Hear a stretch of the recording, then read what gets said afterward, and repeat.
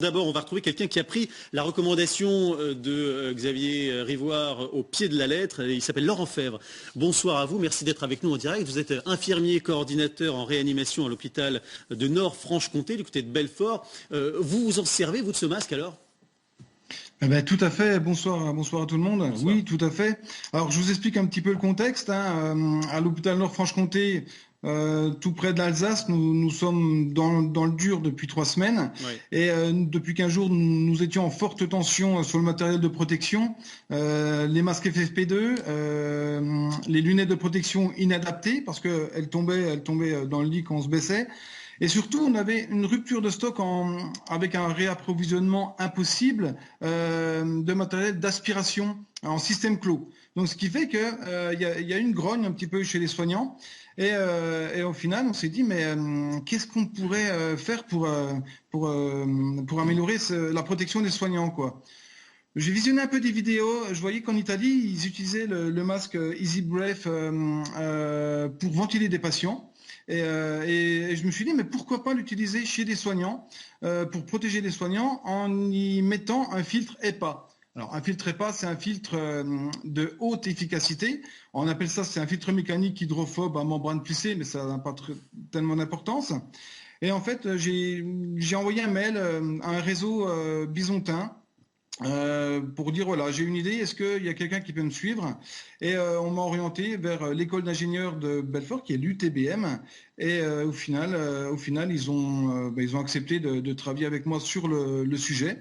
Et donc ils ont mis en forme un petit peu cette idée qui venait de l'hôpital Nord-Franche-Comté. Et on a mis en place, on a créé des espèces de supports qui s'adaptent entre le masque et le filtre, quoi. C'est-à-dire, il faut le bricoler un peu pour qu'il soit encore plus étanche qu'il ne l'est quand il est vendu dans les magasins, c'est ça ? Ouais, en fait, l'idée, en fait, c'est de supprimer le tuba de ce masque et de fabriquer, d'imprimer en 3D une pièce qui va permettre de se clipser sur le masque et de pouvoir insérer un filtre rectangulaire qui, lui, protège contre les virus à 99,9999%. Donc, en fait, le masque, donc on a fait plusieurs prototypes. On a terminé dimanche soir à minuit. Ouais. Le prototype, nous l'avons validé avec une commission pluridisciplinaire composée de pharmaciens, directeurs qualité, médecins réanimateurs, hygiène à l'hôpital. Nous avons pu voir que le masque était complètement étanche avec ce système imprimé. Et donc, une fois que cette validation a été faite, l'UTBM a pu imprimer de nombreuses raccords. Et depuis maintenant, nous avons équipé la plupart de nos soignants en réanimation. D'ailleurs, ce matin, nous avons testé en réel puisque 3 patients ont été intubés, des patients qui étaient admis en réanimation ont été intubés avec ce masque sur le visage, quoi. Donc ça veut dire que ça marche à la fois pour les soignants et aussi pour les patients qui sont en réa. J'ai pas compris. Ça veut dire que vous vous en servez à la fois pour vous, les soignants, pour vous protéger, mais aussi pour les patients qui sont en réa. Ah non, pas du tout. Ah non, c'est parce que vous venez de nous dire, pardon. De le servir uniquement pour protéger les soignants. D'accord, très bien.